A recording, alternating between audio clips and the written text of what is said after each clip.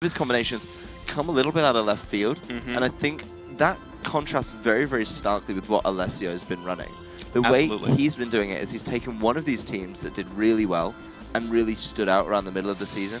He's taken that and run with it, made it his own, made his adaptations, kept a real sense of confidence in this one team. That's not what Sebastian's going to be doing. I can't see that happening. Absolutely. And I'm really glad we spent some time talking about rain and other forms of speed control before this, because Sebastian is going to be running a rain team. Unfortunately, we did spend a lot of that time talking about Pelipper, and he has opted for the Politoed instead.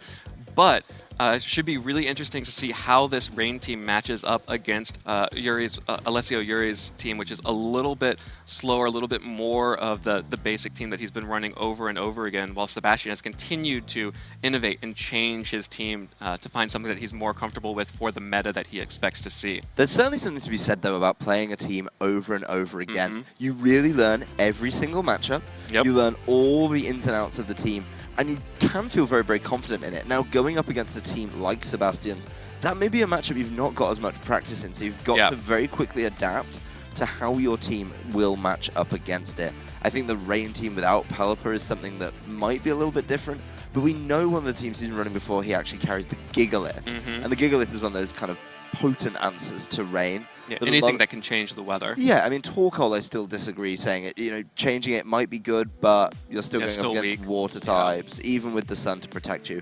Gigalith is one of my favorites because it gets that special defense boost. So you take away the boost from Rain, and then boosting your special defense, you might be able to take one of those water type attacks a little bit more comfortably. Right. But it will be a very interesting matchup here. Sebastian, I am so excited to watch Sebastian's team here because it also has one of my favorite Pokemon in some of the more modern era, which is Klefki, the key Pokemon. It's a little jangling keychain. It's a really interesting Pokemon to see come to the fore at such an important time of the season. See if he actually has been sleeping on this all season, maybe letting it build in his team building lab. And his team overall is just so interesting. Yeah, Klefki is one of those Pokemon. It's very much a supportive Pokemon. Gets that prankster ability, so any kind of shenanigans that Sebastian wants to run on Klefki, he can, and make sure that they get off whenever he needs them, basically. Yeah, so it's going to be such an interesting matchup. There's also the Muck, the Buzzwole. You just can't ignore half of this team. Yeah, exactly. So, gonna have to see how Yuri is going to be able to adapt to this. Some rogue Pokemon that Yuri probably has not played against much, if ever. I can't imagine. How many times would you think that Yuri's played against a Klefki? Maybe a few times on Battle Spot? I'd say 2 or 3. Yeah, you could probably count over it on under one at hand. 3. Yeah, that's the over-under I'm giving you. It's not much more than that. In all the season, though, I don't think there's been any Klefkis in Top Cut, so it's not a Pokemon many people look at. All right, well, we are out on the field for round 4, and Klefki making its world debut here this year. Klefki and Tapu Koko are the choice for Sebastian, while Yuri is going to lead with the Tapu Koko and Gigalith. So Yuri just trying to make sure that he gets the weather up in case Sebastian was going for that rain mode. If he does have rain in the back, he can still switch in and get rid of the sand and make sure that rain is up. But otherwise, really interesting matchup. Not as much offensive pressure from Sebastian's side, though. No, but there is something to be said about Klefki. Way back when it was introduced in the 2014 format, well known for setting up things to help its partner out. And Tapu Koko, as a usually offensive focal point for many teams, would benefit from some of this. So be curious to see exactly what it does. And if it has an offensive move, would be either a Steel or Fairy type move, which I think would be very good against this Gigalith in particular. All right, well, Sebastian's just opting to protect his Tapu Koko here this turn 1. Klefki does go for a light screen, so we'll cut down on the special attack damage coming from Yuri's side. Tapu Koko just going for its own Thunderbolt onto Klefki with that light screen, dealing about 50% health through the Life Orb. Rock Slide from Gigalith, not going to connect with the Tapu Koko and going to deal a little bit of damage to Klefki. Of course, it does resist it. We'll put it in range for another Thunderbolt from that Life Orb Tapu Koko on Yuri's side. But I have to feel like if Sebastian has chosen Klefki, it looks like he just wants to get a screen up, and that's probably what Klefki's going to do. Yeah, it's very rare to see these kind of setup Pokemon. I know in other formats, other ways that the game is played, that they call it the screens Pokemon because it brings both Light Screen and Reflect. Interesting to see Sebastian select Light Screen as the first one, really fearing the Thunderbolt from Tapu Koko, and he has to get as much value out of it as possible. Whatever item is on Klefki could be very, very important here. All right, well, Gigalith going to protect this turn from Yuri's side. May want to try and start potentially stalling out the screens, but the Metal Sound actually is going to be Sebastian's choice here, just trying to get as much damage out from Tapu Koko as possible by weakening the opposing Tapu Koko. Avoids, unfortunately, for Sebastian, so this Dazzling Gleam is not going to be as powerful as he wants. Wow, if that Metal Sound had hit... Yeah, and this looks like very similar to a team that actually picked up some play in an earlier regional championship that involved Whimsicott and Tapu Koko. Whimsicott was using Fake Tears to get the same effect. But Klefki, I think, bringing a little bit more than Whimsicott with the potential to set up the screens, to help out its opponent. So useful as he plays through this game. The miss on Metal Sound, though, very unfortunate. Would have been a knockout and an early Pokemon advantage for Sebastian. But there is now something that Alessio knows about this. He has that information and can maybe start switching around after that's in play, or pick something that he wants to sacrifice and just let it go down to this Metal Sound and Dazzling Gleam or Thunderbolt combination. Yeah, Sebastian's going to have to adjust a little bit by not picking up that KO, but it looks like Alessio Yuri is going to be the one who makes the first adjustment, switches Gigalith out for Kartana. While Klefki is going to set up a Reflect, so Sebastian is behind double screens. It's like it used Aurora Veil. It really did. It just took an extra turn to do so. We'll be helping out now that Kartana has come to the fore. Tapu Koko just barely hanging on from that Thunderbolt from Alessio's Tapu Koko. Thanks to that Light Screen, probably hanging on 1 or 2 hit points there. Will pick up a KO with that Volt Switch. But will faint to the Life Orb, unfortunately. Yeah, well, a trade of Tapu Koko there. But Reflect coming into play because, you know, it set it up is going to be helpful now this Kartana's in play.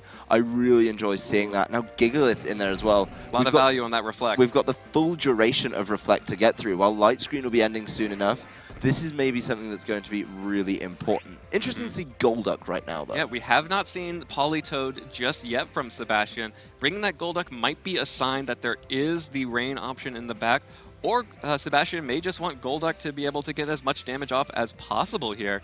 There could be a really nasty switch in coming in that really just boosts the damage of Golduck immediately. Get that Klefki out of there, it's set everything up that it needs to do.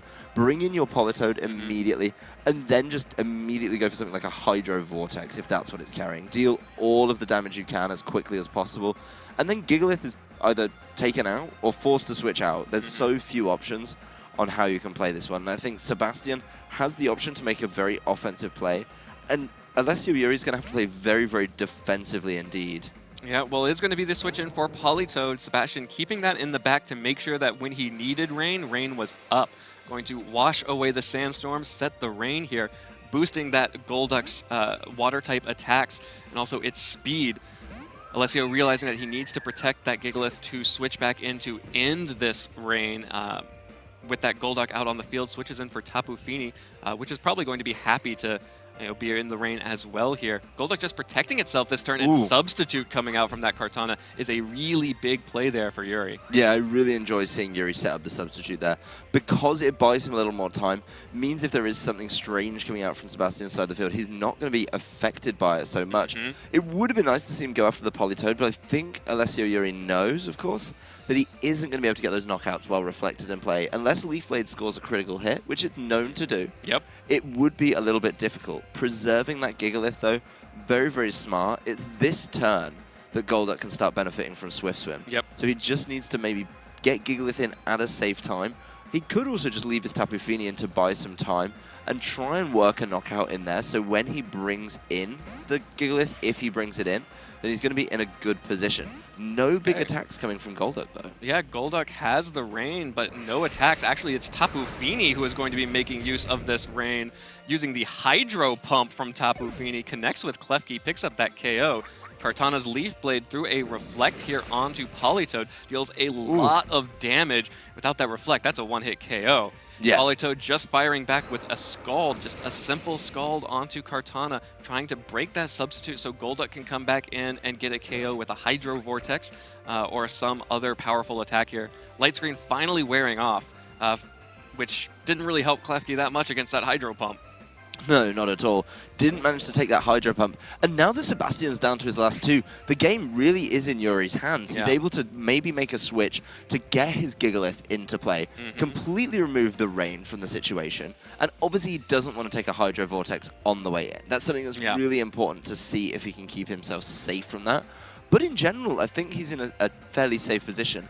I'd argue that Kartana would be the one he needs to switch at this point, purely because Kartana would be able to start taking knockouts once both of these Pokemon have had the rain taken away from them. There's going to be limited damage coming out, so Kartana is the one he goes for. Yep, Kartana switches out for Gigalith, wash away the rain, bring up the Sandstorm once again. Sebastian has no way of resetting that rain. It is going to be the Hydro Vortex coming out from that Golduck.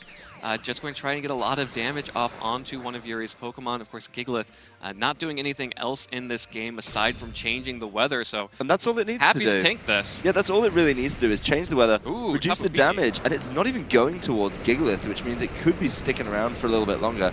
As Tapu Fini is pretty happy to take that. Either one of these Pokemon happy to take that Hydro Vortex. Tapu Fini just going for more damage back onto that Politoed. Not going to pick up as much damage. Activates the Berry here from Politoed, so going to heal back a little bit. But really, all of the...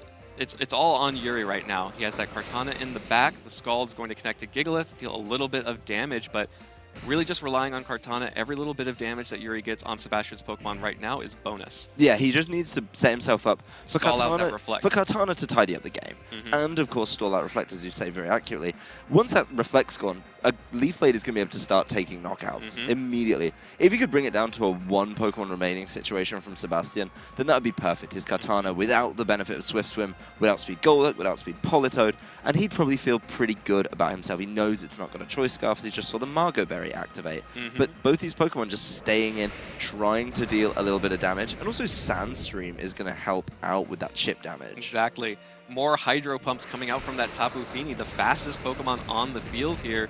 Golduck, though, will finally pick up the KO onto Gigalith. Gigalith going down on Yuri's side. Politoed with the Scald onto the Tapu Fini will just deal a little bit more damage as well.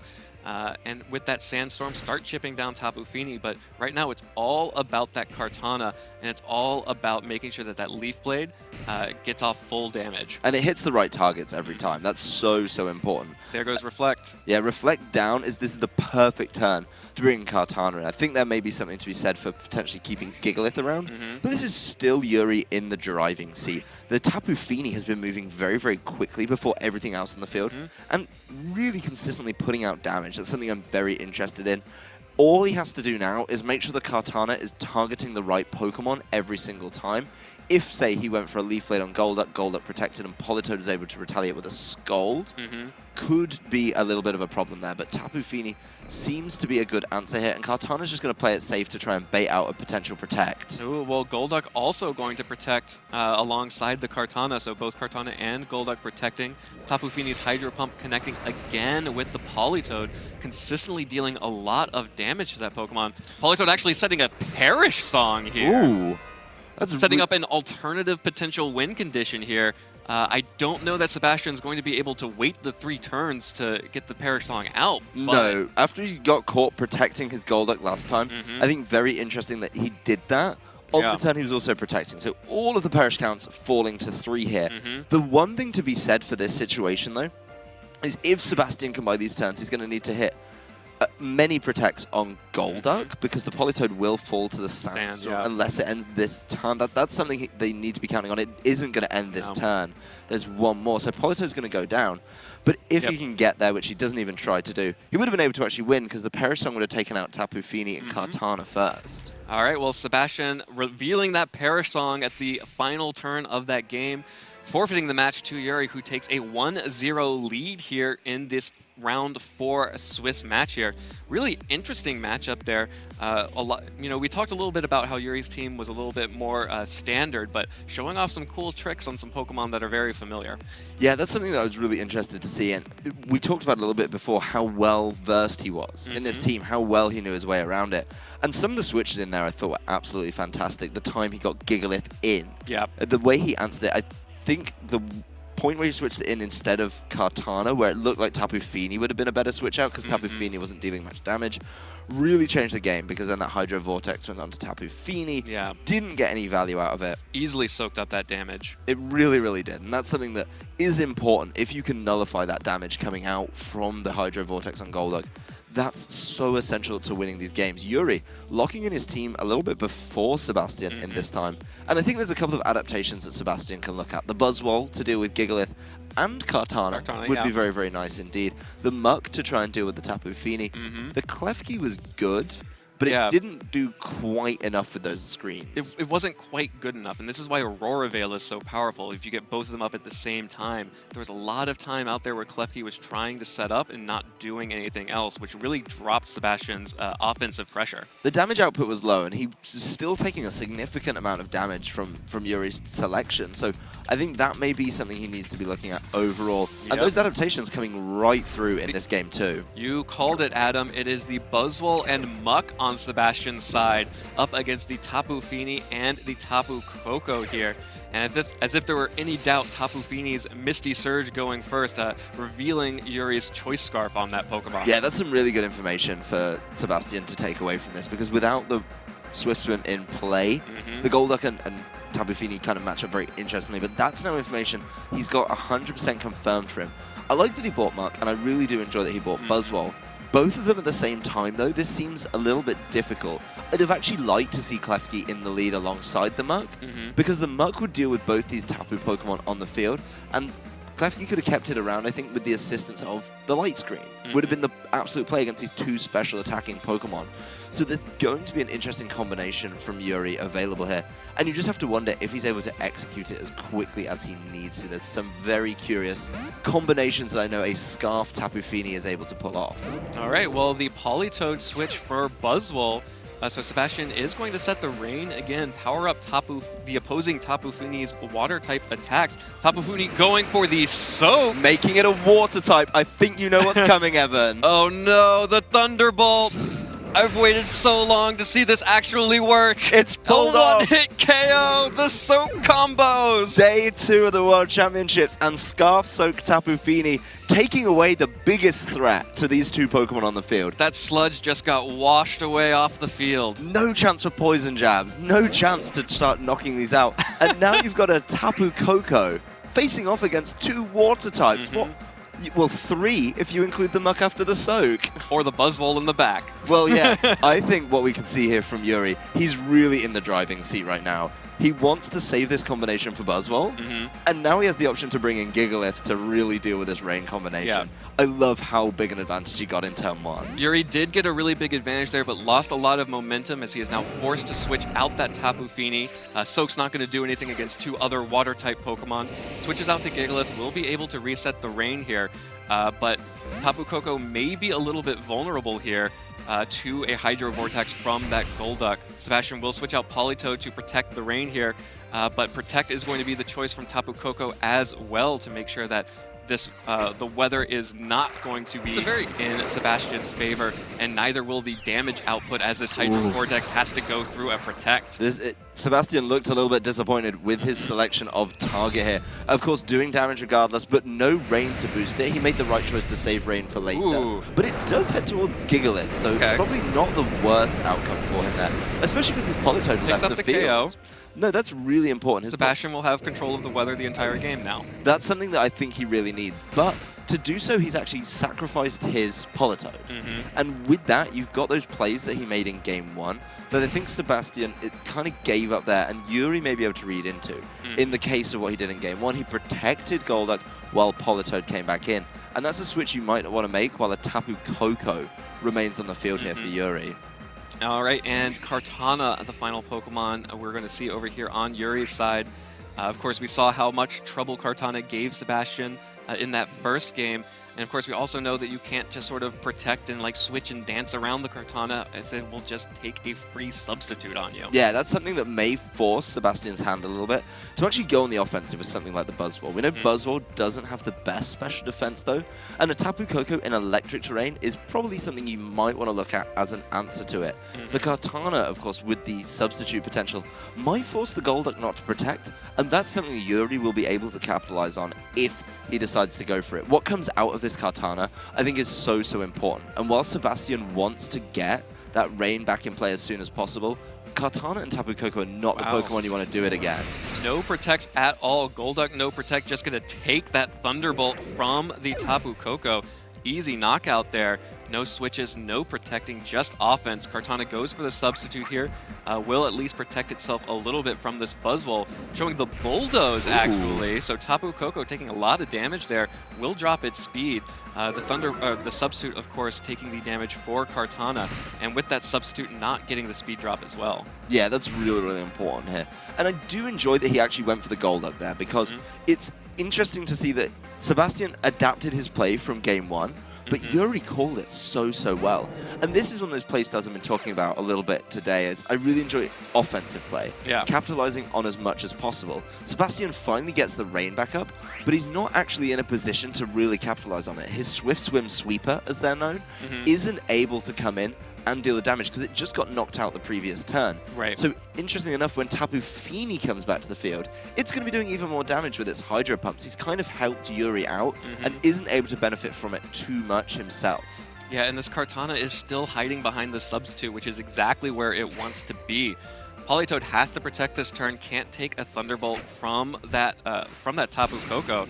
The Bloom Doom coming out from Kartana does not care about that protect. Not at all. And Bloom Doom, the choice of item on Kartana in this case, one of those tough decisions that many trainers face as they prepare for the Pokemon Video Game World Championships. Bloom Doom is going to be heading towards that Politoed, so the protect will keep it around for a little bit, but it's also going to take a whole lot of damage. 40% of its health removed. That would have been almost 2 health bars. It really is. And Thunderbolt heading towards Buzzwole. Good amount of damage. Not enough, though, and that's an indication of the item on Buzzwole here. All right, well, the Bulldoze coming out will be able to pick up the KO onto Tapu Koko. Buzzwole really needs this substitute to go down, and it does. So Kartana is no longer protected by the substitute after that Bulldoze. I do think that getting rid of the substitute isn't the biggest thing here, though. Beast boost. It gets the attack boost, but it needs an opportunity to actually use it. And that's going to be a real problem with something like the Tapu Fini with the rain in play. That is exactly what Yuri decides to bring in here. Well, the water move that we have seen is Hydro Pump, so it is possible that it could miss. Buzzwole has now completed its reps and has that attack boost, so will be very scary if that Kartana or Tapu Fini can't get through it right now. Yeah, and Tapu Fini here is going to need to hit a Hydro Pump, I think, while Kartana just deals with Politoed. Politoed tried to go for a double protect, didn't get it. The Hydro Pump will miss. Kartana picks up the KO with the Leaf Blade onto Politoed, a critical hit for good measure here. Now Buzzwole, let's see if all of its time at the gym has paid off. Poison Jab. That's just really going for big. the Tapu Fini here. Picks up a lot of damage, not enough. No, falling short, giving Yuri another chance to hit it with the Hydro Pump. And even if he doesn't Hydro Pump it, Kartana's going to be able to attack it with a Beast Boost in its attack stat. So this game was very safe for Yuri. Ever since that turn 1 Soak and Thunderbolt combo onto the Muck, I do think he's just been in the driving seat all game. I love seeing people go aggressive on turn 1 and getting the benefit from it. It's always a smart play, and it really ups the pace of these games, putting your opponent